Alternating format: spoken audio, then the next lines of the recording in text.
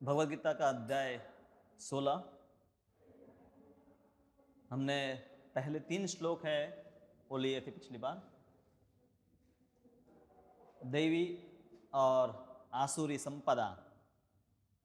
तो पहले जो 3 श्लोक है उसमें सज्जनों के सद्गुण इनका वर्णन है और बाकी पूरा अध्याय ऑलमोस्ट दुर्जनों के दुर्गुणों का वर्णन है। अब हम इनकी क्यों चर्चा करते हैं? हम तो सब सज्जन हैं कि नहीं? हम सब सज्जन हैं? नहीं है सज्जन? सज्जन है। तो हम सब सज्जन हैं, थोड़े तो है इसलिए यहाँ पर बैठे हैं। ऐसा नहीं कि बिल्कुल सज्जन नहीं है, पर अभी भी हमारे में भी कई प्रकार के दुर्गुण भी हैं। तो पूरा जो अध्याय है कलयुग के विशेष रूप से जो लोग हैं, पहले भी असुर होते थे पर कलयुग में प्रचुर मात्रा में हैं। और ये पढ़ेंगे तो आप देखेंगे कि आपके आजू बाजू या आप में भी कुछ ऐसे हो सकते हैं, कुछ दुर्गुण कुछ मात्रा में हों और कई लोगों में ये आपको दिखाई देंगे। तो विशेष रूप से उसको जानना जरूरी है। ऐसी मानसिकता को, कुछ वस्तुएं बाह्य व्यवहार में दिखाई देती है और कुछ मानसिकताएं भी होती है कि जिनसे खास करके हमें बचना चाहिए। तो इसलिए हम आज इसकी चर्चा करेंगे कि नकारात्मक जो वस्तुएं है हमारे जीवन में, इससे कैसे हम मुक्त हो सकते हैं। तो श्लोक नंबर 4 से हम शुरू करते हैं। दंभो दर्पो अभिमानश्च क्रोध पारुष्यमेव च अज्ञानं चाभिजातस्य पार्थ संपदम आसुरीम। सद्गुणों का वर्णन करने के बाद भगवान चौथे अध्याय से शुरू करते हैं कि हे पार्थ, दंभ दर्प अभिमान क्रोध कठोरता तथा अज्ञान ये आसुरी स्वभाव वालों के गुण हैं। और पूरा अध्याय है उसमें कई वस्तुएं बताई हैं। यहाँ से शुरू करते हैं भगवान। और प्रभुपाद पहला ही वाक्य लिखते हैं, इस श्लोक में नरक के राजमार्ग का वर्णन है, एक्सप्रेस वे टू हेल। हाँ, भाई एक्सप्रेस वे या बुलेट ट्रेन बन रहा है तो आप जल्दी से यात्रा कर सकते हैं। तो जल्दी से किसी को नरक में पहुंचना है या अपने जीवन को नारकीय बनाना है तो उसकी बातें, ये सब बातें अगर वो करता है तो जल्दी से वो उसको ये गति प्राप्त हो जाएगी। सबसे पहला है दंभ। दंभ विशेष रूप से, अब यहाँ पर गर्व घमंड अहंकार का ही शब्द है, इनमें भी सूक्ष्म फर्क होता है। हम सामान्य रूप से समानार्थी के रूप में प्रयोग करते हैं, फिर भी इसमें कुछ भेद है। तो पहला है दंभ। दंभ यानी कि व्यक्ति धार्मिक नहीं है, सज्जन नहीं है, फिर भी सज्जन या धार्मिक होने का दिखावा करना, इसको विशेष रूप से दंभ बताया गया है। दूसरा शब्द यहां पर है दर्पः, घमंड, और दूसरा अभिमान भी है। तो दर्प और अभिमान में क्या फर्क है? दर्पः का अर्थ है कि व्यक्ति अपने धन और ज्ञान इत्यादि के ऊपर गर्व करे, उसको दर्प कहते हैं। और अभिमान, व्यक्ति विशेष रूप से अन्य लोगों से मान की आशा, अभिमान, हाँ, मान की आशा सबसे रखे कि सब लोग मुझे मान दे, तो उसको अभिमान कहते हैं। तो इसलिए एक फर्क है। अनुवाद में तो घमंड और गर्व लिखा है, जिसको भी हम सामान्य रूप से एक दूसरे के पर्याय के रूप में प्रयोग करते हैं, फिर भी फर्क है। फिर है क्रोध, उसको समझाने की जरूरत नहीं है। क्रोध और गुस्सा। पारुष्यम, पारुष्यम यानी कि निष्ठुरता। और अज्ञानम, अज्ञान, अज्ञान। आसुरी स्वभाव वाले लोग धर्म तथा आत्मविद्या की प्रगति का आडंबर रचना चाहते। तो प्रभुपाद उन वस्तुओं को भी बताए हैं तात्पर्य में। तो कलयुग में हम देखते हैं कि काफी सारे लोग, राजनेता धार्मिक नहीं हैं, उनको धर्म से कोई लेना देना नहीं है, पर जब इलेक्शन आते हैं तब जाकर बड़े भगत होने का दिखावा करते हैं। कभी कभी ऐसे आयोजन भी कर देते हैं जहां बहुत सारे साधुओं को बुलाते हैं और फिर मतलब कहीं ना कहीं वो साधु भी उसी से प्रभावित होते हैं। फिर वो सब उनको एक दूसरे को मान देते हैं, नेता है साधुओं को मान देता है या जो भी मतलब साधु के वेश में है उनको, और जो साधु है उनको मान्यता देते हैं, एक परस्पर एक दूसरे का स्वार्थ है, तो ये सब चलता है। तो ये दंभ है जिसमें आध्यात्मिक कोई भी चर्चा नहीं होती है कि कैसे आत्मा का कल्याण हो, इस विषय पे कोई चर्चा नहीं है। आजकल काफ़ी सारे ऐसे लोग कार्यक्रम करते रहते हैं जिसमें भक्ति का कोई चर्चा ही नहीं है, सिर्फ धर्म का दिखावा करके तो एक आडंबर बनाना है। तो इसी को कहते हैं दंभ, और ये आसुरी लक्षण है। कम से कम जो असुर है, जो एकदम सीधा साधा असुर है, वो अपने आप को धार्मिक होने का दिखावा नहीं करता है। वो असुर है और कहता भी है कि मैं असुर हूँ, मैं अधर्म में प्रवृत्त हूँ, पर ये आसुरिक प्रवृत्ति है। फिर है अन्य लोग उसकी पूजा करें और सम्मान दिखलाए, ये हो गया अभिमान। और अधिकारी होने का दर्प, प्रचुर संपत्ति या शिक्षा का जिसको अहंकार हो उसको कहते हैं दर्प। फिर छोटी छोटी बातों पर व्यक्ति क्रुद्ध हो जाता है। आजकल तो लोग यही समझते हैं कि कहीं भी मैनेजमेंट करना है, घर चलाना है, या कहीं भी कुछ भी अपनी बातें मनवानी है, तो क्या है कि क्रोध करो, लोगों को डांटो, खरी खोटी सुनाओ, और सब लोग इसी प्रकार से कार्य करते हैं। और कलयुग में आप देखिए कि भाषा जो है उसमें भी यही इसी प्रकार के शब्दों का प्रयोग होता है। आप रामायण पढ़ेंगे, महाभारत पढ़ेंगे, तो उनकी भाषा का जो प्रयोग है, हाँ, किसी को बोलना है तो पहले तो बोलेंगे श्रीमान या श्रीमती, हाँ, गुरुचरण, पितृचरण, पिता को पिता नहीं या फादर नहीं बोलते, पितृचरणाहा संस्कृत में बोलते हैं, मातृचरणाहा। तो मतलब जब भी उनको संबोधन करते तो भी उनके चरण कमलों को याद करते हुए, तो स्वाभाविक रूप से आप व्यवहार में क्रोध उनके ऊपर नहीं करेंगे, मान से उनके साथ व्यवहार करेंगे। और वर्तमान में जो भाषाएं हैं उसमें भी इस प्रकार की जो सम्मानजनक जो शब्द है वो सब खत्म हो गए। और कभी कभी जैसे लोग सर या मैडम कहते हैं, पर उसमें कोई सम्मान या है नहीं, हाँ, थोड़ा उसमें अधिकार का भावना ज़्यादा है कि कोई बॉस है, आप उसके आपके नीचे है, नियंत्रण में आप हैं। तो प्रभुपाद लिखते हैं कि ये जो गुण है प्रायः जन्म से दिखाई देते हैं। जैसे दुर्योधन, हिरण्यकशिपु, रावण इत्यादि में जन्म ले तभी भविष्यवाणी हो गई थी कि ये पूरे असुर हैं, उनमें ये सब दुर्गुण होते हैं, हाँ। और ऐसे बच्चों में भी ऐसे दुर्गुण है, तो वो प्राय ऐसी सब वस्तुएं करते हैं। पारुष्य, खास करके निष्ठुरता उनमें होती है, यानी कि वो दूसरों को कष्ट देते हैं, उनमें उसमें कुछ भी उनको ग्लानि नहीं होती है। दूसरों को गालियां देना, प्रताड़ित करना, तो ये सब आजकल बहुत चलता है। और फिर भगवान हैं, अर्जुन को कहते हैं, क्योंकि अर्जुन को भगवान सुना रहे हैं, और अर्जुन को भगवान ने देवी गुणों के बारे में तो बताया, अब भगवान आसुरिक गुणों के बारे में बता रहे हैं। तो अर्जुन के मन में भी प्रश्न आएगा, क्या मेरे में ऐसे आसुरिक गुण है, भगवान मुझे इसके बारे में बता रहे हैं, क्योंकि मैं अपने गुरुजनों को मानने के लिए तैयार हुआ हूँ। ये तो पारुष्य है, मतलब निष्ठुरता है कि मैं अपने गुरुजनों को मानने के लिए तैयार हुआ हूँ। तो भगवान उस शंका का समाधान अगले श्लोक में ही कर देते हैं। देवी संपद विमोक्षाय निबंधा या आसुरीवता मां सुच संपदम देवी अभिजातोसी पांडव। दिव्य गुण मोक्ष के अनुकूल है और आसुरी गुण बंधन दिलाने वाले हैं। पांडुपुत्र तुम चिंता मत करो, क्योंकि तुम देवी गुणों से युक्त होकर जन्मे हो। तो भगवान ने अर्जुन को आश्वासन दे दिया कि तुम्हें चिंता नहीं करनी, तुम्हारे में आसुरी गुण नहीं है, तुम है देवी गुणों से युक्त होकर जन्मे हो।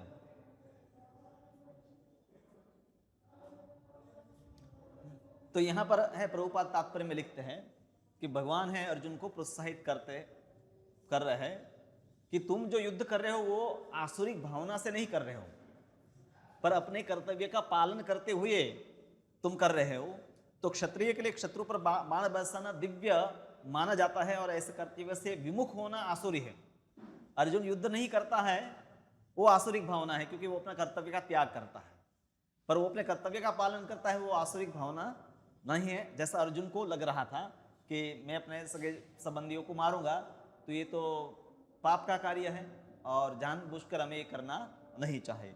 भले सामने जो लोग हैं दुर्योधन इत्यादि के जो पक्ष में हैं वो आसुरी भावना वाले हैं, पर हमें ऐसा नहीं करना है। तो प्रभुपाद इसलिए बताते हैं कि अर्जुन को भगवान ने है ये आश्वासन दे दिया। फिर भगवान कहते हैं कि इस संसार में प्रायः जो लोग हैं उनको ये दो विभागों में आप विभाजित कर सकते हैं, एक है देवी, दूसरा है आसुरी। हे पृथापुत्र, इस संसार में सृजित प्राणी दो प्रकार के हैं, देवी तथा आसुरी। मैं पहले ही विस्तार से तुम्हें देवी गुणों बतला चुका हूं, अब मुझसे आसुरी गुणों के विषय में सुनो। तो शुरुआत के 3 श्लोक अभयम सत्व संशुद्धि, वहां से हमने शुरू किया था, तो उसमें काफी सारे सद्गुणों का वर्णन है, उसको भी पढ़ना चाहिए। भगवद गीता में ऐसे काफी सारे आपको श्लोक मिलेंगे, बल्कि हर अध्याय में 4-5 ऐसे श्लोक है कि जिसमें दिव्य गुणों का वर्णन होता है। जैसे दूसरे अध्याय में स्थित प्रज्ञ के लक्षणों का वर्णन है, फिर चौथे अध्याय में दिव्य ज्ञान को जो प्राप्त व्यक्ति है उसके लक्षणों का वर्णन है, तीसरे और 5वें अध्याय में जो कर्म संन्यास को प्राप्त है उनका लक्षण का वर्णन है, छठे अध्याय में जो योगारूढ़ व्यक्ति है, योग को प्राप्त कर लिया है, उसका वर्णन है।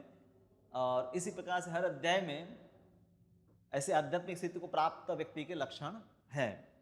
और इसी से परीक्षा होती है कि कोई व्यक्ति आध्यात्मिक रूप से उन्नत है कि नहीं। ये कुछ लक्षण है, क्योंकि उनकी भक्ति इत्यादि तो आंतरिक वस्तु है, वो हमें न भी पता चले, पर साथ में अगर उसमें भक्ति है तो प्रायः ये सब सद्गुण हमेशा दिखाई देते हैं।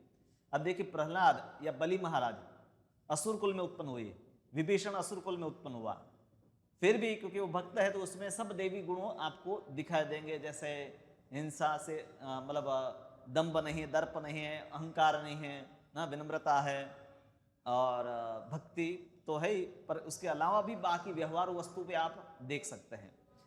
तो एक भक्त के लिए भी महत्वपूर्ण है कि वो अपने व्यवहार में इन सब सद्गुणों का विकास करे, और दुर्गुणों से है वो खास करके जब भक्तों से व्यवहार करे तब तो उसको ज़्यादा विशेष रूप से ध्यान रखना चाहिए, क्योंकि अगर भक्तों के साथ व्यवहार में वो इस प्रकार से दंभ दर्प अभिमान इत्यादि का प्रयोग करता है, क्रोध इत्यादि का, तो वहाँ पर सिर्फ सामाजिक जो है विपरीत मतलब घर्षण नहीं होगा, पर अपराध की भावना भी है कि वैष्णव अपराध।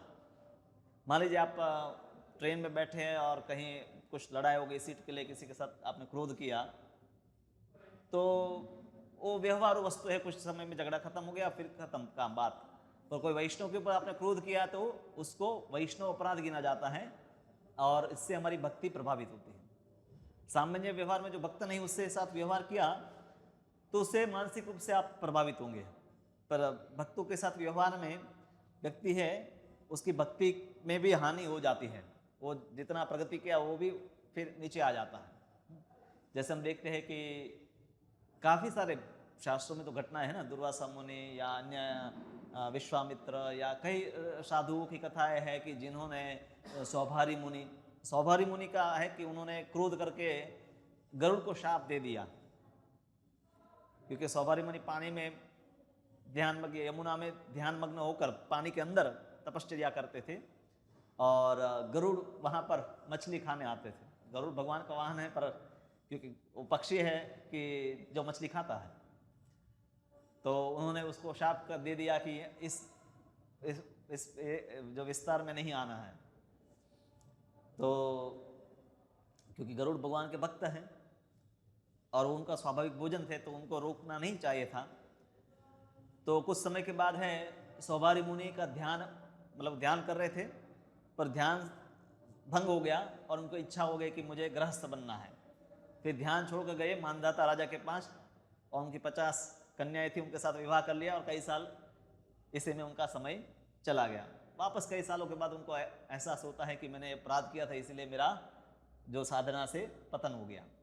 तो ऐसे कई घटनाएं हम देखते हैं कि वैष्णवों के साथ व्यवहार में जिन ने भी ऐसे अपराध किए तो उनकी भक्ति में रुकावट उत्पन्न होती है।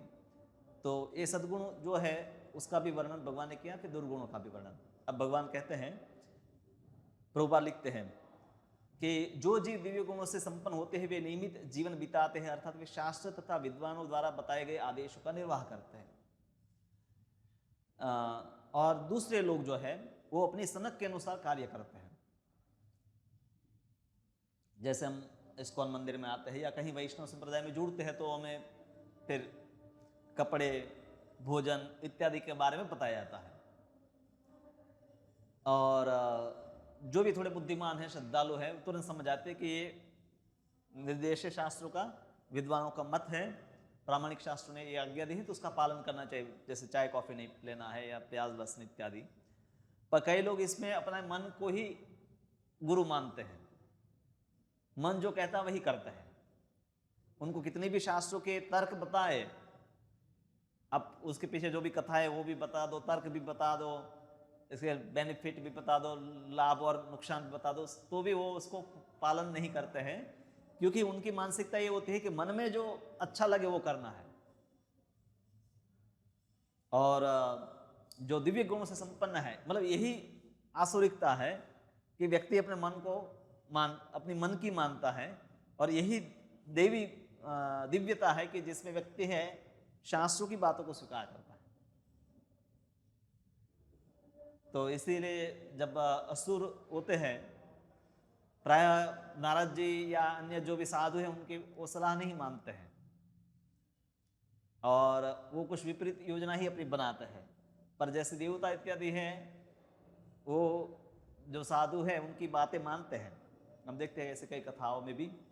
तो प्रभुपाद लिखते हैं कि ये दोनों यही कसौटी है कि आज्ञा का अभाव, एकमात्र यही कसौटी है। तो हम भक्ति में आते हैं तो हम भी जैसे गुरु को स्वीकार करते हैं। श्रील प्रभुपाद जी को पहले हम शिक्षा गुरु के रूप में उनकी किताब पढ़ते हैं, पुस्तक पढ़ते हैं और उनसे ज्ञान लेते हैं। फिर जब दीक्षा के लिए योग्य हो जाते हैं फिर दीक्षा लेते हैं।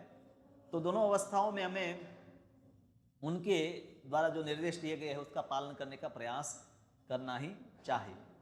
और अगर व्यक्ति सिर्फ सनक के कारण ही ऐसा कि मुझे नहीं करना है, भले सब लोग कह रहे हैं कि है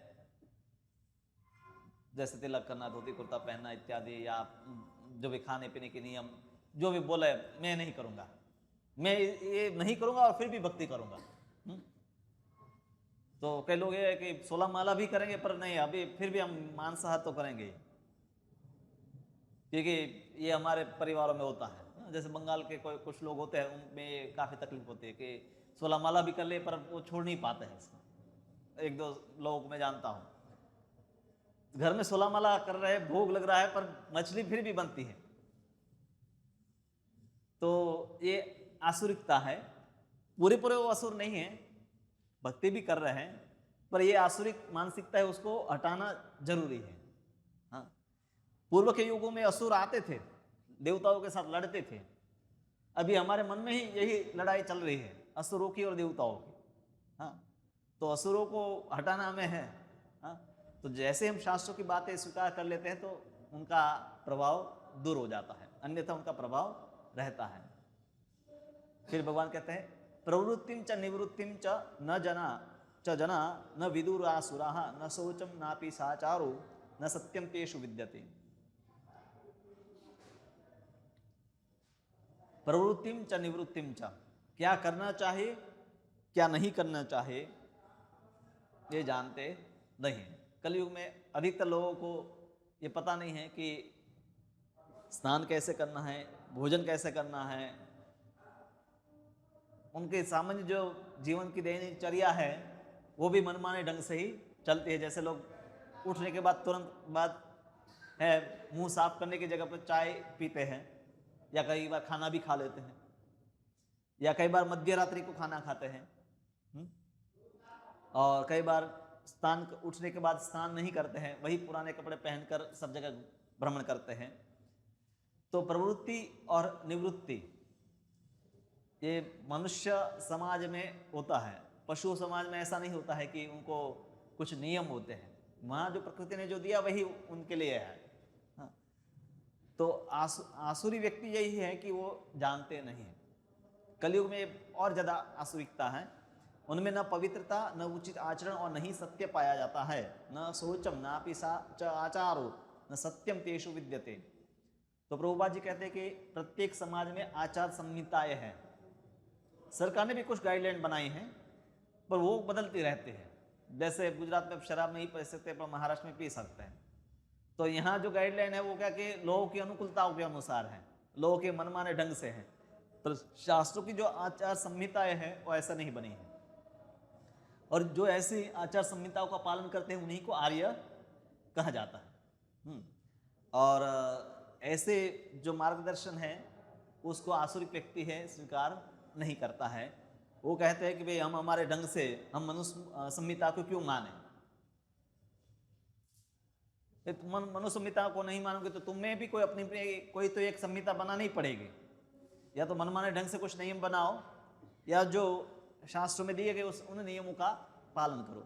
तो शास्त्र में जो नियम दिए गए हैं वो ऋषि मुनियों के वर्षों के अनुभव है, उनका साक्षात्कार है, और भगवान की प्रेरणा से सब उन्होंने बताए।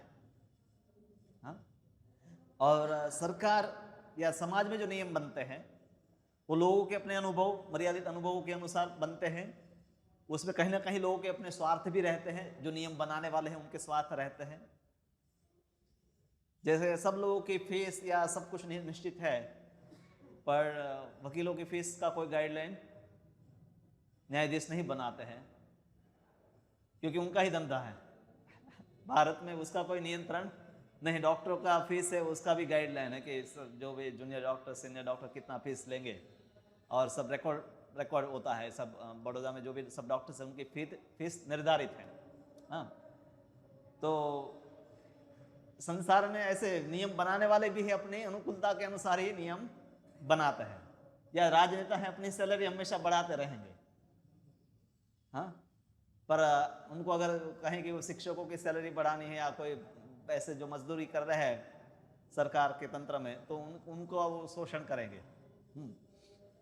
तो ये जो संहिता है मानव जाति का अधिनियम, प्रभुपाद कहते हैं कि मनु संहिता जो है वो सदियों से लोग उसका पालन करते थे, और इसीलिए मानव समाज सुखी था। और उसमें एक सबसे बड़ी जो वस्तु है जिसको लेकर लोगों को काफ़ी ऑब्जेक्शन होता है, वो है स्त्री को स्वतंत्रता न प्रदान की जाए।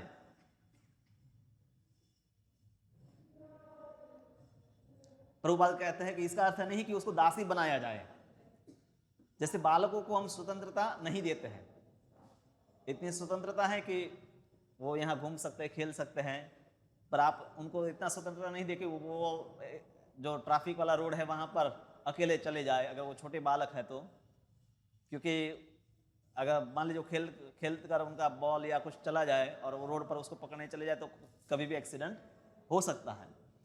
तो हम जानते हैं कि क्योंकि वो बालकों के समान है, इसीलिए उनके लिए कुछ नियंत्रण बताए गए, वो उन्हीं के लाभ में है। और वर्तमान में जो स्वतंत्रता का विचार है उससे उन्हीं का शोषण संसार में हम देखते हैं कि होता है। तो इसलिए ये जो बातें हैं उनका महत्व न समझकर, क्योंकि उसी मनो संहिता में है, ये भी बताया गया है, यत्र नारी स्त्री पूज्यन्ते रमन्ते तत्र देवता, कि जहाँ पर नारियों का सम्मान या पूजा होती है वहाँ पर देवता का वास होता है, यानी कि वहाँ पर समृद्धि होती है। पूज्यन्ते, पूज्यन्ते मतलब पूजा, यानी एक सम्मान होना। जब हम भगवान की पूजा करते हैं तो क्या होता है, उनको भोजन देते हैं, उनको कपड़े पहनाते हैं, उनके लिए सब प्रकार का उत्सव मनाते हैं। फिर मनु संहिता में आगे मनु महाराज लिखते हैं कि स्त्रियों को कैसे सब वस्तुएं प्रदान करनी, आभूषण, वस्त्र, भोजन इत्यादि से उनको प्रसन्न करना है। पूरी मार्गदर्शन दिया है कि उनके लिए क्या क्या आवश्यकता है और ये सब वस्तु उनको प्रदान करनी है।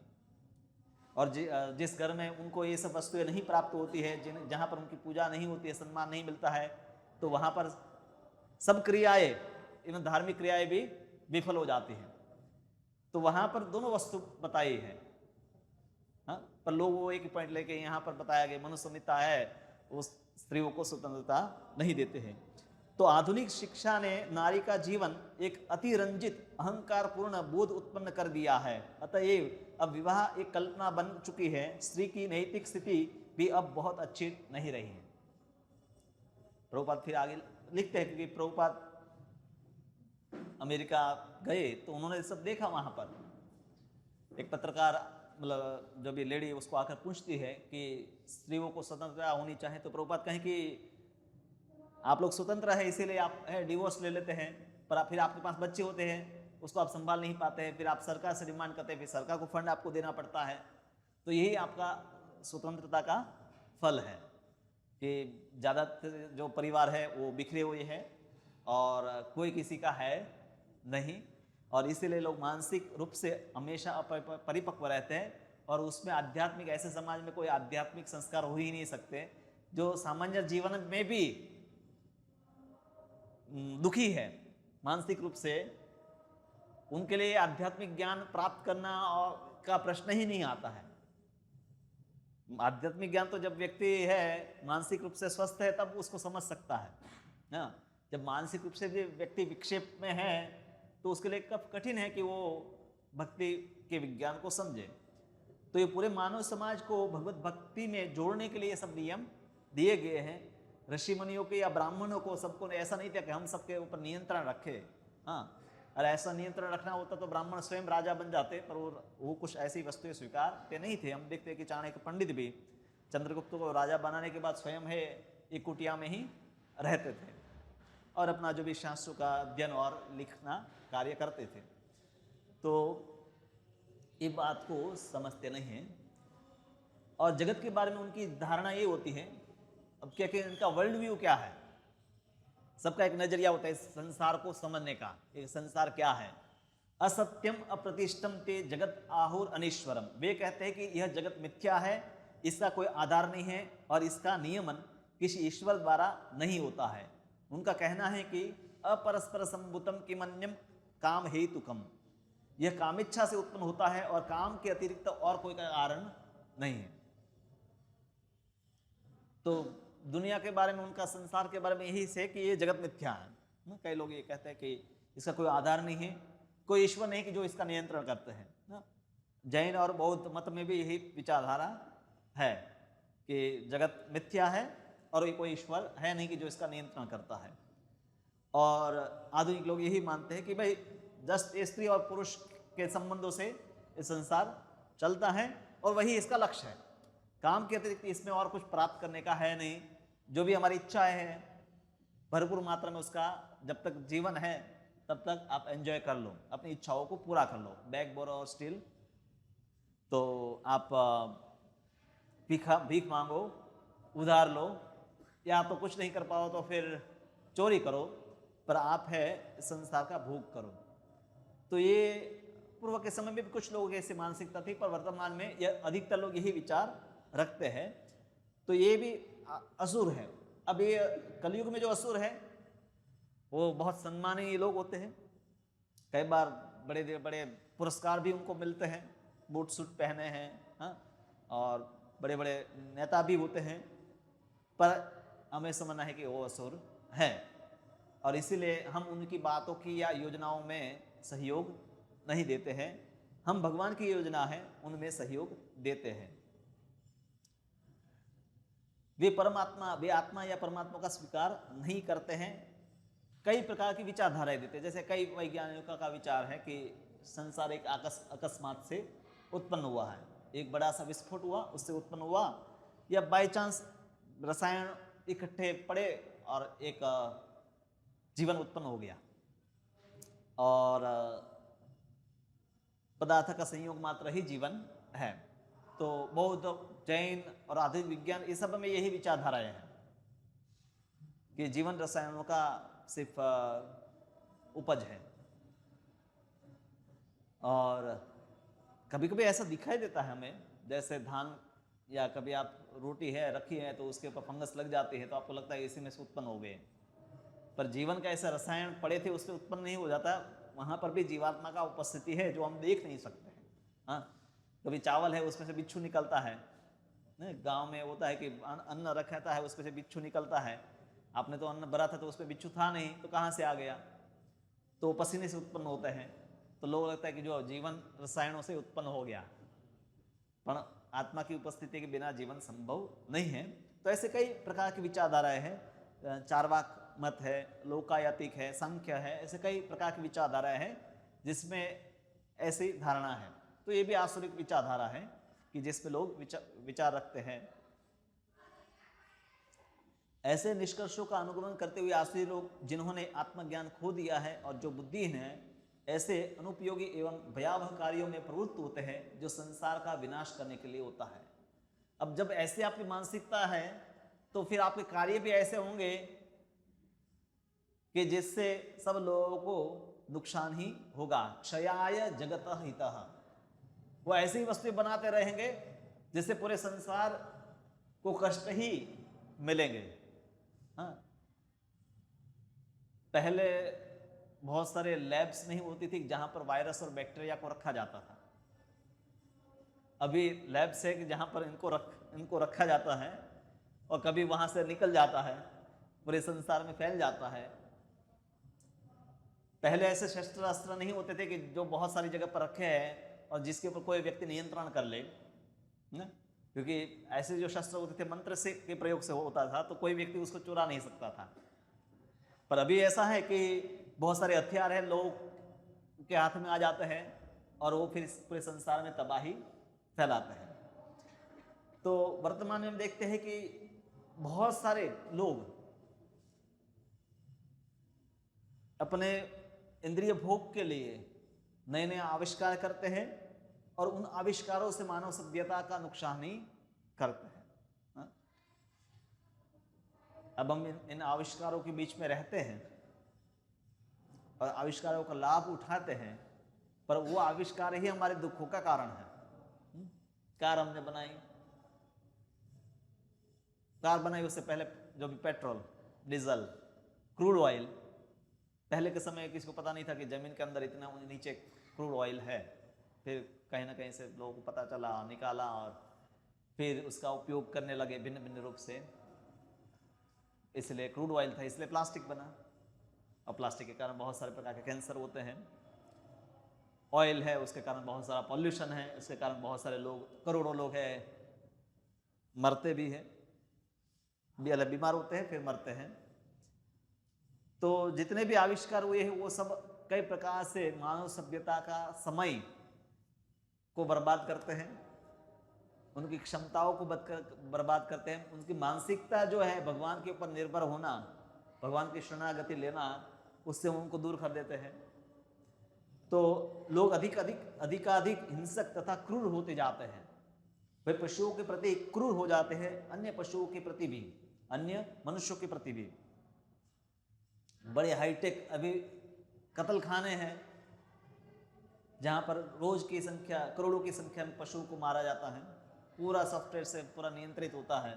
हाँ, पशु गए और फिर पैक होकर बाहर निकलते हैं।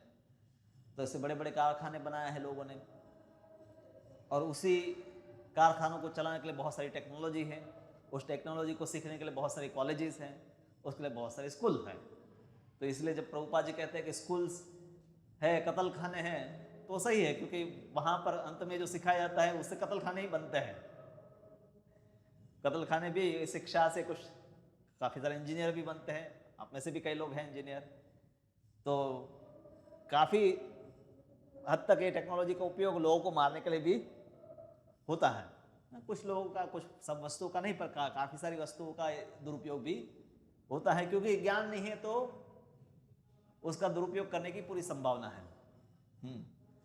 जैसे पहली बार न्यूक्लियर बम बनाया तो उस फैक्ट्री में जो काम करते थे किसी को भी पता नहीं था कि हम जिस प्रोजेक्ट में काम करें उससे न्यूक्लियर वेपन बनने वाले हैं।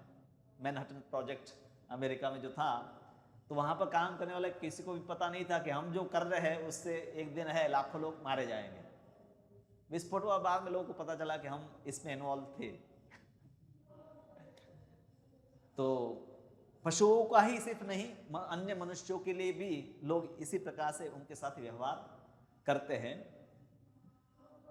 क्योंकि अगर पशुओं को प्रेम करेंगे जो, तो मनुष्य स्वाभाविक रूप से मनुष्य को तो प्रेम करते ही है। जो लोग गायों का पालन करते हैं तो उनमें पशुओं के लिए जब इतनी ममता होती है, स्नेह होता है, तो उनको दूसरे मनुष्यों के प्रति भी इतना ममता और स्नेह होता है। इसलिए भगवान है ऐसी जगह पर जन्म लेते हैं। कई लोग कहते हैं भगवान क्यों अमेरिका या दूसरे देशों में जन्म नहीं लेते हैं। तो अमेरिका में क्योंकि ब्रज जैसा वातावरण होना जरूरी है। हाँ, कि जहाँ लोग गायों का पालन करते हो, गायों की सेवा करते हो, तो ऐसे जो लोग हैं वहाँ पर भगवान जन्म लेंगे। हाँ, जहाँ पर बच्चे जन्म लिए उनको ही पहले दिन से ही मांसाहार करवा रहे हैं, तो भगवान ऐसी जगह पर, या पशु है उसको मार रहे खा रहे हैं, तो ऐसी जगह थोड़ा जन्म लेंगे। हाँ, तो ये बहुत बृहद रूप से होता है। कामम आश्रित्य दुष्पुरम दंभ माद मदान्विता मोहा गृहीत्वा असद्ग्रहान प्रवर्ते असुचि व्रता। कभी न संतुष्ट होने वाले काम का आश्रय लेकर तथा गर्व के मद एवं मिथ्या प्रतिष्ठा में डूबे हुए आसुरी लोग इस तरह मोहग्रस्त होकर सदैव क्षणभंग वस्तु के द्वारा अपवित्र कर्म का व्रत लिए रहते हैं। तो यहाँ पर इनकी मनोवृत्ति का वर्णन है। भौतिक भोग के लिए अपनी अतृप्त इच्छाओं को बढ़ावा देना। बचपन से स्कूलों में यही कंपटीशन का स्पिरिट डाला जाता है, और पैसे ही सब कुछ है, पैसे ही से ही। हाँ, अभी जैसे लोग हैं 12वीं पूरी करते हैं, सबका सपना है कहाँ जाना है, कनाडा जाना है, अमेरिका जाना कठिन है, कनाडा सबको जाना है। हाँ, एक लड़का आया मुझे कहा कि उनके क्लास में कुछ 150 लोग हैं, तो 120 लोगों ने कनाडा के लिए फॉर्म भर दिया है। क्यों जाना है? क्योंकि वहां पर घर वाले हैं नहीं देखने वाले, पहली बात तो सगे संबंधी कोई देखने वाले है नहीं, और कोई है तो भी वो लोग भी है वहां की जो मानसिकता है उससे ग्रस्त हो गए हैं। हो सकता है कि ऐसे लोग एक अपने समय में तो हो सकता है कुछ धार्मिक बने रहे, पर उनकी दूसरी और तीसरी पीढ़ी तो वहां ही जन्म लेगी और वहीं के संस्कारों को प्राप्त करेगी। तो वो सिर्फ समय की बात है, उनको असुर बनने में कुछ ज़्यादा समय लगेगा नहीं। हालांकि प्रभुपाद जी ने वहाँ पर भी प्रचार किया कि वहाँ के लोगों को भी मौका मिले, पर भारत में जितनी अनुकूलता है वैसा वहाँ पर नहीं, काफ़ी कठिन है। यहाँ कोई व्यक्ति पतन हो जाता है, व्यक्ति का भक्ति छोड़ भी देता है, फिर भी कभी कभी मंदिर आएगा, कभी कभी दारू पिएगा, कभी कभी मांसाहार करेगा।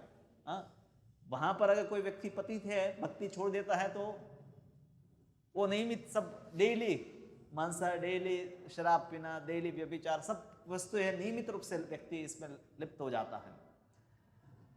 तो वे अपना निजी ईश्वर निर्माण कर लेते हैं, उसके अनुसार मंत्र बना लेते हैं, उसका कीर्तन करते हैं, अपने ही भगवान बना लेते हैं। फिल्म स्टार, क्रिकेट स्टार, मतलब स्पोर्ट्स स्टार, जो भी स्पोर्ट के मतलब जो रमत गमत के जो कलाकार हैं, या अभिनेता जो है, या राजनेता है, उन्हीं का वो पूजन करते हैं, उन्हीं का स्लोगन जय, हाँ जिंदाबाद, ये जिंदाबाद, वो जिंदाबाद, ये क्या है? कीर्तन है ना, इनके भगवानों का कीर्तन है। और दूसरे का ये फलाना मुर्दाबाद, ये जिंदाबाद। भगवान कृष्ण की जय हो वो नहीं बोलता है। हाँ, दूसरे अन्य जो लोग हैं, संसार के मानवी हैं, उन्हीं की वो जय बोलते रहते हैं।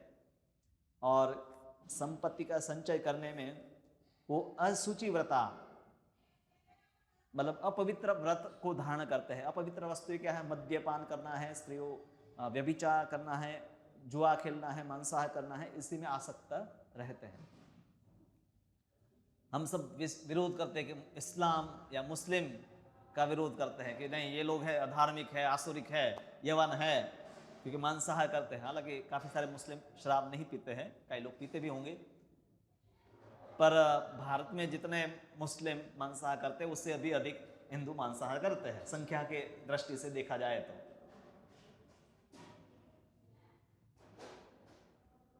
तो देहात्म बुद्धि के स्तर पर यही होता है, दंभ। हिंदू के नाम पर संस्कार तो बिल्कुल कुछ नहीं है, पर दंभ है कि हम हिंदू हैं। और दूसरे अगर कोई संस्कारी है पर वो हिंदू नहीं है, तो भी उनका हमेशा लोग ईर्ष्या करेंगे। और वैदिक आदेश का लोग कुछ भी पालन करना नहीं चाहते हैं। ऐसी जो सभाएं भी होती हैं, मैंने कहा ना धर्म संसद होती है, या वहाँ पर बहुत सारी प्राथमिक बातें जो धार्मिक है, 2-3, चलो भाई आप बड़ा प्रवचन ना करो, तो 2-3 बातें तो कर सकते हैं कि हिंदुओं को गर्भपात नहीं करना है, करवाना नहीं है, या मांसाहार नहीं करना है, या शराब नहीं पीना है। 2-3 वाक्य तो बोल ही सकते हैं ना, तो कोई नहीं बोलता है। बाकी कैसे किसी को दूसरों को निंदा करना है और कि कैसे हमारा धर्म श्रेष्ठ है, दूसरे का अच्छा है, वो सब बातें होगी, पर हमारा जो श्रेष्ठ है उसमें क्या करना है वो कोई बातें नहीं होती है। और इसीलिए लोग हजारों की संख्या में जाते भी हैं, तीर्थों में जाते हैं, इकट्ठे होते हैं, फिर भी वो प्राथमिक बातें भी पालन नहीं करते हैं। और इसलिए ऐसा मानव समाज में, चाहे वो हिंदू भी है तो भी वो असुर बने रहते हैं, क्योंकि धर्म का पालन अगर हिंदू भी नहीं करता है, रावण या दुर्योधन हिंदू ही थे, चलो उस समय हिंदू शब्द का प्रयोग नहीं थे, सनातन धर्म में थे, हाँ, तो ऐसा नहीं कि सिर्फ हिंदू धर्म के अलावा बाकी सब जगह असुर होंगे। यहाँ पर भी है, अगर आप शास्त्रों का पालन नहीं करते हैं तो असुर वो भी बन सकते हैं। चिंताम अपरिमेयाम, ऐसे लोगों को फिर बहुत असीम चिंताएं होती है, भय हमेशा रहता है, क्योंकि आप एक बार ऐसे अशुचि व्रत, शराब कोई पी रहा, मांसाहार कर रहा है, कई प्रकार की बीमारियां उनको होती है, कई प्रकार की चिंताएं उनको होती हैं। प्रलयांताम उपासिता, इंद्रियों की तुष्टि की ही मानव सभ्यता की मूल आवश्यकता है, ऐसा उनका विश्वास है। इस प्रकार मरण काल तक उनको अपार चिंताएं होती रहते हैं। बचपन से अभी सब बच्चे टेंशन में हैं, हाँ, बड़े तो है ही, वे लाखों इच्छाओं के जाल में बंद कर तथा काम और क्रोध में लीन होकर इंद्रिय तृप्ति के लिए अवैध ढंग से धन संग्रह करते हैं।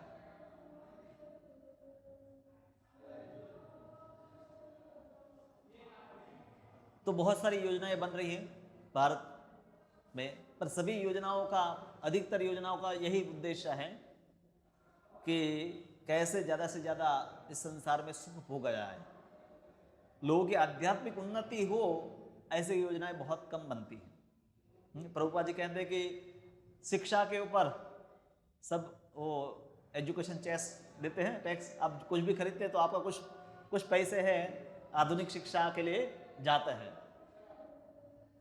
पर धार्मिक शिक्षा के लिए कोई प्रावधान नहीं है।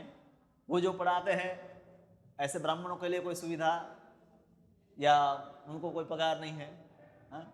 पर आज जो नास्तिक विज्ञान को पढ़ाते हैं उनके लिए बड़ी बड़ी प्रोफेसर है, कॉलेजेस है, लाखों रुपए उनको सैलरी मिलती है, हाँ? तो आसुरिक मनोवृत्ति यही है कि जिसमें व्यक्ति है इंद्रिय भोग के जितनी भी योजना है उनको वो पूरा सपोर्ट करता है, पूरा उसको मदद करता है। पर जहाँ आध्यात्मिक उन्नति की योजनाएं हैं, ऐसी वस्तुओं में लोग है सहयोग नहीं करते। सोसाइटी में अगर पार्टी करनी है कि चलो सब लोग है इकट्ठा होकर शराब लाएंगे और पिएंगे, तो सब लोग पैसे देंगे, बहुत पैसे देंगे, पर कहूँ कि सब लोग एक गीता ले लो, हाँ, तो कोई 100 रुपया भी नहीं देता है।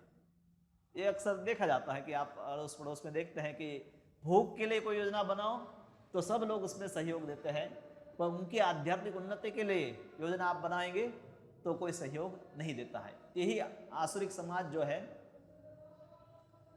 उसका लक्षण है। और कई बार ऐसे मूर्ख लोग हैं, वैद्य के पास जाते हैं और कहते हैं डॉक्टर के पास कि ये हमें बचा लेंगे, पर वो भी उनको बचा नहीं सकते हैं। परमात्मा में उनकी श्रद्धा नहीं होती है, और जो सबके हृदय में बैठे हुए हैं, और मुख्य रूप से उनके साधुओं में और शास्त्रों में श्रद्धा नहीं होती है। जब भी जैसे व्यक्ति को साधुओं में या शास्त्रों में श्रद्धा है तो उनकी बातों को गंभीरता से लेकर उसको जीवन में पालन करता है, क्योंकि आध्यात्मिक जीवन को प्राप्त करने का माध्यम ये दो ही वस्तु है। मुख्य है साधु, शास्त्र भी तो साधु के माध्यम से हमें प्राप्त होते हैं, समझ में आते हैं, हाँ? तो इसलिए हम कहते हैं ना, महाप्रसादे गोविंदे नाम ब्रह्मणि वैष्णवे, तो वैष्णवों में श्रद्धा नहीं है तो ऐसे व्यक्ति के लिए कठिन है भगवान को प्राप्त करना या आध्यात्मिक जीवन को समझना या आसुरिक भावना से मुक्त होना। तो हम सबके भी आध्यात्मिक जीवन की शुरुआत और इसका पोषण सत्संग से ही होता है, फिर आगे जाकर शास्त्र, भगवान, सब वस्तुएं आती हैं। तो प्रभुपाद यही लिखते हैं कि लेकिन आसुरी मनुष्य को न तो वैदिक शास्त्र का ज्ञान है, न कोई श्रद्धा है, अतएव वह इंद्रिय भोग के लिए कुछ भी करने के लिए अपने को स्वतंत्र मानता है, उसे परिणाम की परवाह नहीं रहती। उसको लगता है कि मैं स्वतंत्र हूँ, मेरा कोई बाल भी बांका नहीं कर सकता है।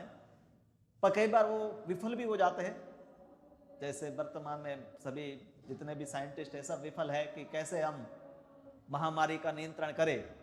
राजनेता भी विफल है, हाँ, कितनी भी योजनाएं बने, कितनी भी फैक्ट्री बनाई, तो भी उनके साधन पर्याप्त नहीं है। तो प्रकृति अगर दंड देना चाहे तो कोई बचा नहीं सकता है। और ये व्यक्ति है, ऐसा व्यक्ति जो है मन में क्या विचार रखता है, इदम मध्य मया लब्धम इमं प्राप्स्यते मनोरथम इदम अस्ति इदमपि में भविष्यति पुनर्धवम। आसुरी व्यक्ति सोचता है आज मेरे पास इतना धन है और अपनी योजनाओं से मैं और अधिक धन कमाऊंगा। इस समय मेरे पास इतना है, किंतु भविष्य में यह बढ़कर और अधिक हो जाएगा। पहले तो यही मेरे पास इतना है, इसको मैं बिटकॉइन में लगाऊंगा। लोगों ने 1 बिटकॉइन खरीदा था, वो भी लखपति बन गया। जिसके पास 100 था, ये जब शुरुआत हुई थी ना, बिटकॉइन एकदम नया नया था, तो तब भी मुझे थोड़ा पता था, तो मैं पढ़ता रहता हूँ कुछ ऐसे वस्तुएं, तो कुछ टेक्नोलॉजी नहीं आई। ये बाद में जाकर ये सब इसकी कीमत बढ़ गई, तो लोग इसमें अभी पैसे लगा रहे हैं, और कई लोग बर्बाद भी हो गए हैं, कई लोग धनवान भी हो गए होंगे। तो व्यक्ति कई जैसे ऐसे कुछ सुनते हैं कि यहाँ पर पैसे ज़्यादा मिल रहे हैं, तो उसका दिमाग उसी में लग जाता है। तो प्रायः पूरा दिन या रात इसी में उसकी जाती है, यही गिनती में कि कैसे मैं अपना धन बढ़ाऊं, और अगर धन बढ़ेगा तो फिर मेरे शत्रु भी बढ़ेंगे, तो वह मेरा शत्रु है, उसको तो मैंने ख़त्म कर दिया है, और अन्य भी मेरे शत्रु हैं, उनको भी मैं ख़त्म कर दूंगा। मैं सभी वस्तुओं का स्वामी हूँ, मैं भोक्ता हूँ, मेरे जैसा बड़ा कोई व्यक्ति नहीं है, और मैं सब साधुओं को भी दिखाऊंगा कि मैं ही सबसे बड़ा साधु हूँ। तो सब ऐसे जो भी साधु वेश में लोग हैं उनको बुलाएगा, फिर वो उसका सम्मान करेंगे, भाई तुम बड़े भक्त हो, तुमने इतने यज्ञ करवाए। हकीकत में उसको ऐसे आध्यात्मिक जीवन के में कोई रुचि नहीं है, पर क्योंकि वहाँ भी मान मिलता है तो व्यक्ति हर जगह से मान चाहता है। मैं सभी वस्तु का स्वामी हूँ, मैं भुगता हूँ, मैं सिद्ध शक्तिमान तथा सुखी हूँ, मैं सबसे धनी व्यक्ति हूँ, मेरे 5 कुलीन संबंधी है, कोई अन्य मेरे समान शक्तिमान और सुखी नहीं है। मैं यज्ञ करूंगा, दान दूंगा और आनंद मनाऊंगा, मैं ही समाज की सेवा करूंगा। इस प्रकार ऐसे व्यक्ति अज्ञानवश मोहग्रस्त होते रहते हैं। तो ये मानसिकता है, बहुत ही सामान्य है कि जो हम देख सकते हैं लोगों में, और ये सब आसुरिक विचारधाराएं हैं। कृष्ण भक्ति में क्योंकि भक्त है वो देवी संपदा से युक्त है, तो उसकी मानसिकता इससे अलग होती है। वो कई जो पूर्व के श्लोकों में बताया गया है, पर उसके पास अगर धन है तो विचार करता है कि भगवत कृपा से मुझे धन प्राप्त हुआ है, मैं इसके योग्य भी नहीं हूँ, और अगर मैं इसका भोग में लगूंगा, भगवान के अलावा कहीं भी लगाऊंगा तो फंस जाऊंगा, तो इसलिए मैं इसका कृष्ण की सेवा में ही इसका प्रयोग करूंगा। इससे मैं भक्तों को बुलाऊंगा, प्रसाद वितरण करूंगा, मैं लोगों को आध्यात्मिक उन्नति हो इसलिए लोगों को किताब बांटूंगा, हाँ, लोगों को कहीं यात्रा पर ले जाऊंगा, तो इस प्रकार से मेरे धन का सदुपयोग होगा, तो ये धन मुझे यहाँ भी लाभ प्रदान करेगा, और मेरे मरने के बाद भी धन का सदुपयोग से मुझे लाभ प्राप्त होगा। और कोई मेरा शत्रु, कोई मुझे मानता है पर वो हकीकत में मेरा शत्रु नहीं है, क्योंकि मेरे कर्म के कारण वो मुझे अपना शत्रु मानता है। हाँ? पर इस संसार में कोई भी शाश्वत रूप से किसी का शत्रु या मित्र नहीं है, सब जीव है, भगवान के अंश है, पर मेरे कुछ पूर्व कर्म या प्रारब्ध होगा कि कोई व्यक्ति मुझे शत्रु मान रहा है। तो भक्त है वो भी यज्ञ करता है, वो भी दान देता है, वो भी आनंद कीर्तन में लेता है, पर वो अज्ञानवश या मोहग्रस्त होकर नहीं, पर भगवान को केंद्र में रखकर करता है। तो काफ़ी बड़ा अंतर है एक भक्त की विचारधारा में और अभक्त की। तो एक तो मैं कहा कि बाह्य वस्तु है कि जैसे क्रोध इत्यादि, लोभ इत्यादि, पर ये मानसिकता भी है, उसमें भी परिवर्तन जरूरी है। और संस्कारी परिवार में क्या है कि बाह्य वस्तुओं में तो क्योंकि समाज की जो स्थिति है भारत में, इसीलिए लोग संस्कारी बने रहते हैं, पर उनकी मानसिकता आसुरी बन जाती है। मैं कहा ना हिंदू समाज की जो बात करता हूँ कि अभी भी क्योंकि माहौल है इसलिए लोग धार्मिक बने रहते हैं, पर ये मेंटालिटी जो आसुरी जो है वो पहले तो स्थान कर लेते हैं और फिर धीरे धीरे वो कार्य में भी उसका मतलब उस पर परिवर्तित हो जाती है।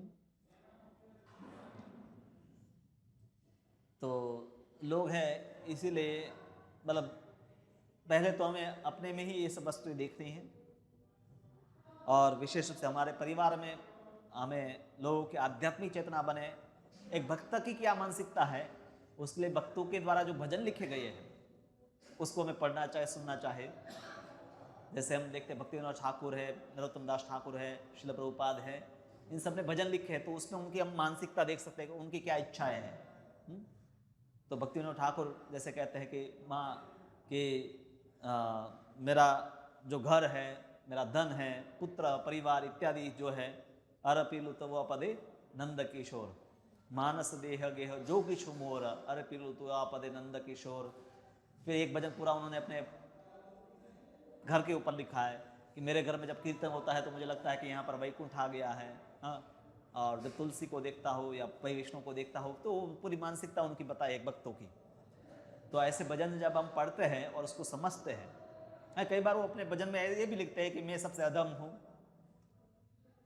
तो ऐसे कई भजन है कि जिसमें वो अपनी दीनता को व्यक्त करते हैं, या वो कैसे माया में फंसे हुए हैं, हालांकि वो फंसे नहीं पर हमें बता रहे हैं कि हम लोग फंसे हुए हैं, तो हमें क्या विचार रखना चाहिए। तो ऐसे आसुरिक मानसिकता से बचने के लिए मैं वैष्णवों के द्वारा जो मानसिकता उनकी प्रकट की गई है, उनकी चेतना उनके भजनों में, उनकी प्रार्थनाओं में, भागवत में बहुत सारी प्रार्थनाएं हैं, जैसे कुंती महारानी की प्रार्थना है या अन्य अनेक भक्तों की प्रार्थना है, ध्रुव, प्रहलाद, गजेंद्र, सबकी प्रार्थनाएं हैं। उनको जब हम पढ़ते हैं, सुनते हैं, तो हमारी चेतना में, थिंकिंग में फर्क आता है। हाँ। अन्यथा हो सकता है कि हम डिवोटीज है, डिवोटी बन भी गए हैं, धोती कुर्ता तिलक इत्यादि भी धारण कर लिया है, पर मानसिकता यही की यही है, क्योंकि पूरी समाज में यही मानसिकता का प्रचार है। अगर आप मानसिकता ऐसी नहीं रखते हैं तो लोग आपको एबनॉर्मल, असामान्य गिनेंगे, सामान्य नहीं गिनेंगे। जैसे मैं पढ़ाई करता था मेडिकल में MBBS, तो जैसे ही व्यक्ति 12th में होता है तो उसका एक ही, अगर बायोलॉजी लिया है तो उसका यही एम होता है कि डॉक्टर बनना। डॉक्टर बना, पहले दिन से उसका MBBS कंप्लीट करना भी नहीं एम होता है, उसको PG करने का ही एम होता है। पहले दिन उसको वही टेंशन होती है कि यहाँ कितनी सीट है किस कॉलेज में, और मुझे पोस्ट ग्रेजुएशन करने मिलेगा कि नहीं। फिर PG में अगर मिल जाता है तो फिर उसका टेंशन होता है कि सुपर स्पेशलिटी में उसका एडमिशन मिलेगा कि नहीं। हाँ, इसी में इसके 10-12 साल निकल जाते हैं, मतलब 28-30 साल सुपर स्पेशलिटी जब तक करता है तब तक 30 साल की उम्र उसकी हो जाती है। फिर अभी चिंता है कि प्रैक्टिस पेशेंट मिलेंगे कि नहीं। डिग्री ले लिया, कई बार जैसे PG के लिए 1 करोड़ डोनेशन चलता है प्राइवेट कॉलेजों में। हाँ, डेंटल जैसे सामान्य कोर्सेज है उसमें कम से कम 50 लाख चलता है डोनेशन। तो इतना जब व्यक्ति ने 1 करोड़ रुपए खर्च किए तो वो पहले तो वसूल करने हैं लोगों से, तो उसका चिंता है कि अब मुझे पेशेंट मिलेंगे कि नहीं। तो सुबह शाम यही प्रार्थना करता है कि लोग बीमार पड़े और मेरे पास आए। वो क्या लोग स्वस्थ हो जाए ऐसी प्रार्थना कर सकता है? नहीं कर सकता है। कि सब लोग सर्वे भवन्तु सुखिनः सर्वे सन्तु निरामया, आयुर्वेद में तो लोग यही प्रार्थना करते हैं कि सब निरामय हो जाए, सब बीमारियों से मुक्त रहे, तो हमें कोई चिंता ना रहे कि औषधियों की जरूरत ना पड़े।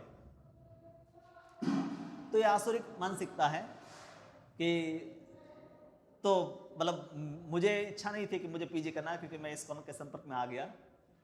तो ऐसी बात होती है, जैसे ग्रुप में मिलते हैं कि भाई तुम्हें क्या करना है आगे। ओके, मुझे सर्जन बनना है, मुझे डेंट मतलब न्यूरो सर्जन बनना है, तो किसी को फिर गायनेकोलॉजिस्ट बनना है, किसी को हार्ट स्पेशलिस्ट बनना है, कई लोग बने भी।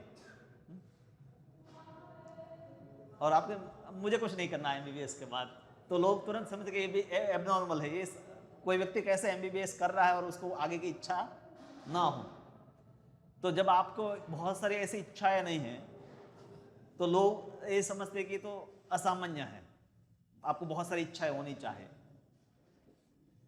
और इसीलिए लोग दुखी हैं। ऐसी मानसिकता के कारण ही, आसुरिक मानसिकता के कारण ही दुखी है। वो अपने जीवन में भले बड़े कोई असुर बने या ना बने, उनको इच्छाएं है वो पूरी हो या ना हो, इस पर ये मानसिकता ही उनको दुखी बनाकर रखती है। और देवताओं की जो मानसिकता है, जो देवताओं के जो गुण बताए गए हैं, भक्तों के जो लक्षण बताए गए हैं, ऐसी मानसिकता से ही व्यक्ति सुखी हो जाता है। उसको धन प्राप्त हो या ना हो, कोई समाज में मान हो या ना हो, फिर भी वो सुखी रहता है कृष्ण चेतना के कारण ही। तो सुख के लिए व्यक्ति को मानसिकता ही पहले तो बदलना है कि वो आसुरिक मानसिकता छोड़े और जो देवी मानसिकता है उसको अपनाए। उसी से उसके आधे समस्याओं का समाधान हो जाए। तो ये अध्याय है, उसमें काफ़ी सारी प्रायोगिक बातें प्रभुपाद चर्चा किए हैं। हमने श्लोक नंबर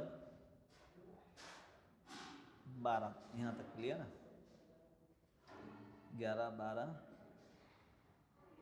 15 तक लिया। अभी बाकी के श्लोक है, अगली बार हम लेंगे। अभी भी बहुत सारे श्लोक बाकी है, आधा चैप्टर और बाकी है इसी के ऊपर। तो आपके कोई प्रश्न है इसके ऊपर हम चर्चा करते हैं अभी।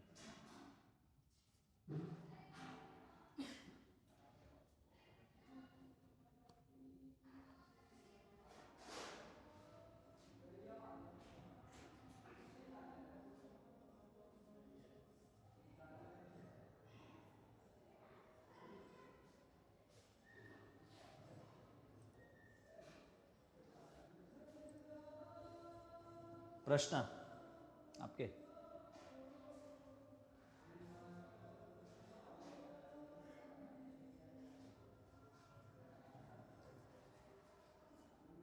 हाँ प्रभु। हाँ,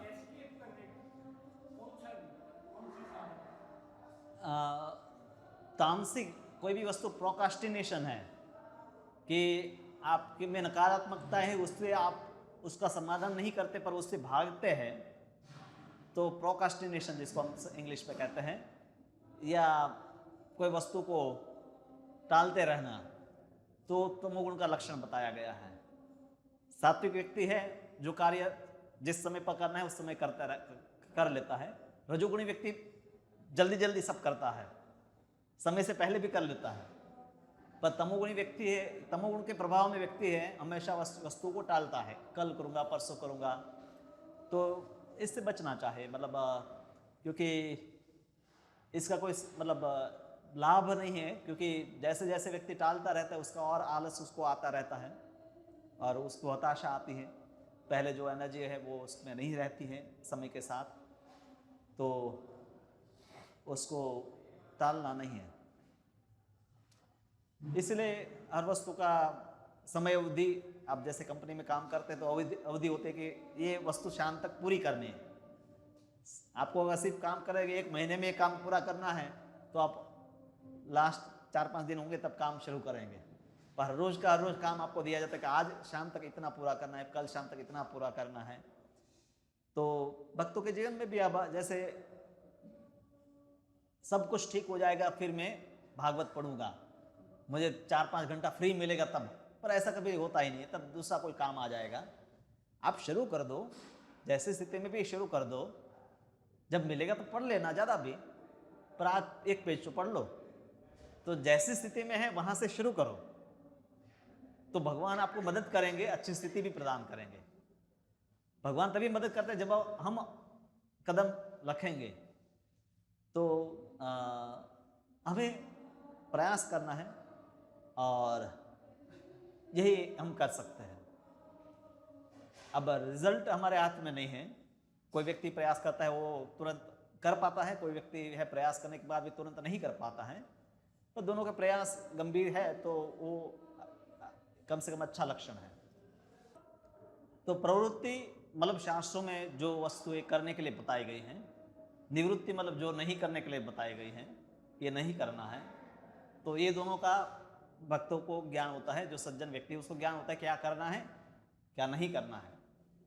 और जो असुर है वो ऐसी प्रवृत्ति और निवृत्ति को जानता नहीं है, या जानता है तो उसको करता नहीं है। प्रवृत्तिम च निवृत्तिम च न जना च जना न विदुर असुरा न शोचम नापि स आचारो सत्यम तेषु विद्यते। तो इसमें प्रवृत्ति है निवृत्ति है, बाकी तो है पवित्रता है, उचित आचरण है, सत्य है, उसकी बात है। और कोई दूसरा शब्द तो मुझे नहीं पता चला।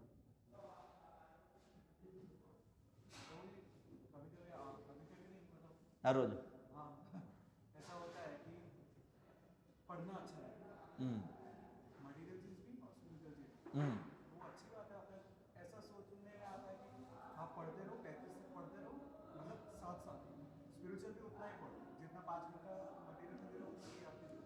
तो ये सही भावना है या नहीं, अच्छा है पढ़ने की आपकी इच्छा है, सबकी नहीं होती है, क्योंकि सबका अलग अलग स्वभाव है। तो आपको पढ़ना अच्छा लगता है तो प्रभुपाद की पुस्तक आप पढ़िए। आप अगर मटेरियल एजुकेशन आपका है तो कुछ मटेरियल वस्तु भी आप पढ़ेंगे, पर साथ साथ में इक्वली आप स्पिरिचुअल लिटरेचर पढ़ेंगे तो कम से कम है बैलेंस बना रहेगा। अगर आपकी पढ़ने की इच्छा है और आप स्पिरिचुअल वस्तुएं नहीं पढ़ते हैं तो उसका रिप्लेसमेंट फिर यही होगा, उसका यही फिर उपाय होगा कि आप कोई मैगजीन या कई वस्तुएं दूसरी वस्तुएं पढ़ेंगे। तो अच्छा है कि आप अपना जो भी कॉलेज का है पढ़ाई करो। और बाकी पढ़ने की इच्छा है तो प्रभुपाद जी के बहुत सारे ग्रंथ हैं और उसमें भी बहुत प्रकार के ग्रंथ हैं, तो उनको पढ़ना चाहे और उससे लाभ ही होगा। पर सिर्फ पढ़ने के लिए कि सिर्फ जनरल नॉलेज लेने के लिए जी के मतलब मुझे बहुत सारा पता है उसके लिए, इस मानसिकता से हम नहीं पढ़ते हैं। हमारा जो पढ़ना है वो मंत्र जप की तरह ही एक साधना है, हमारा शुद्धिकरण है, उसके लिए हम पढ़ते हैं। तो शरणागति के भाव से हम पढ़ते हैं। मुझे सबसे ज़्यादा पता हो जाए, मैं सबसे बड़ा विद्वान हो जाओ, इस मानसिकता से नहीं पढ़ना है। पर शुरुआत है इच्छा पढ़ने की तो पढ़ सकते हैं। लेकिन कभी कभी ऐसा लगता है कि ये टॉपिक मुझे जानना है, बस मतलब मटेरियल की बात कर, ये टॉपिक मुझे जानना है, इसलिए तो भौतिक संसार में हर भौतिक जीव को जिज्ञासा होती है भौतिक वस्तु को जानने की, तो उसकी मर्यादा है। अब संसार में इतने विशाल विषय हैं कि दुनिया भर के वैज्ञानिक उसको पढ़ रहे हैं, कई सदियों से पढ़ रहे हैं, फिर भी ख़त्म नहीं हो रहा है। एक जो आपके सिर में से एक बाल निकाले, इसको भी आप 100 साल भी पढ़ सकते हैं फिर भी ख़त्म नहीं होगा, इतना इसके बारे में है ना। सब विज्ञान में आप एक एक ब्रांच ले लो तो उसके हजारों हजारों लोग उसका अध्ययन करते हैं, पर क्योंकि वो भौतिक अध्ययन है तो उससे ज्ञान जो मिलता है वो भी अधूरा होता है। कुछ हद तक हमारी जिज्ञासा उससे संतुष्ट होती है, पर उससे हमारा आत्मकल्याण नहीं होता है। जैसे अफ्रीका के जंगलों में कैसे मेढक रहते हैं, कैसे सांप रहते हैं, वो क्या खाते हैं, कैसे शिकार करते हैं, हम सब बहुत सारी वस्तु जान सकते हैं। सामान्य वस्तु हम कुछ जानते हैं, पर हर वस्तु को डिटेल में जानना किसी के पास समय भी नहीं है, क्षमता भी नहीं है, और उससे लाभ भी नहीं है। पर कोई एक विषय को, जैसे आप एक मान लीजिए एक सब्जेक्ट पढ़ रहे हैं इंजीनियरिंग में, तो आपको विषय जानना पड़ेगा, उसमें बेहतर सीखने के लिए वो एक कोई विषय को आपको पढ़ना पड़ता है। तो उसकी मर्यादा है कि जो खास करके आपको आगे नौकरी में काम आए या आपको कुछ ना कुछ रूप से उपयोगी हो। सामान्य संसार में कुछ वस्तु हम जानकारी रखते हैं कि जैसे सरकार की कुछ नीति नियम जो है उसकी हम कुछ जानकारी रखते हैं। बाकी तो हजारों की संख्या में न्यूज़पेपर, हजारों की संख्या में न्यूज़ चैनल है, 24 घंटे है, हर सेकंड पर यूट्यूब पर है कम से कम 10,000 घंटे के वीडियो या 1,000 घंटे के वीडियो हर सेकंड पर अपलोड होते हैं। तो हम कितना जान सकते हैं, कितना देख सकते हैं, कितना सुन सकते हैं। तो पहले हमें देखना कि हमारी क्या क्या आवश्यकता है, उसके लिए आप करें तो आपको फायदा होगा, अन्यथा आपका समय जाएगा। और फिर आपकी अब कैपेसिटी भी है, जो नहीं जानना है उसको जान लिया तो आपका अब दिमाग का भी कैपेसिटी है ना, कितना याद रखना है। जो नहीं याद रखना है वो याद रख लिया, तो फिर याद रखना है उसके लिए जगह नहीं रहेगी।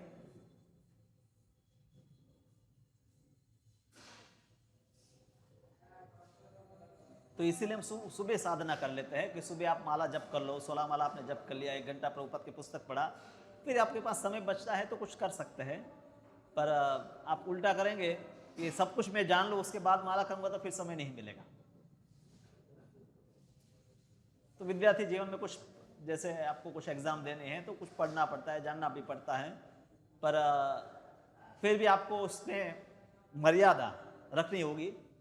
जो भी एग्ज़ाम के एक्सपर्ट है वो बताते हैं कि आपको एग्ज़ाम अगर सफलता से पास करने हैं तो पहले ये नक्की कर लो कि आप क्या क्या नहीं पढ़ेंगे। और आप ये विचार करते हैं कि आप सब कुछ पढ़ेंगे तो कभी आपकी एग्ज़ाम क्लियर नहीं होगी।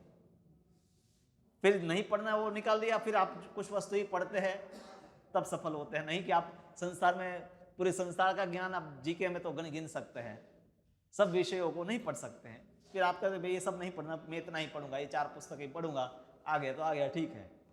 तो आपका कम से कम उसमें से कुछ आया तो वो तो ठीक हो सकता है। तो इसलिए आप कोई भी व्यक्ति है एक मर्यादित वस्तुओं को ही जान सकता है।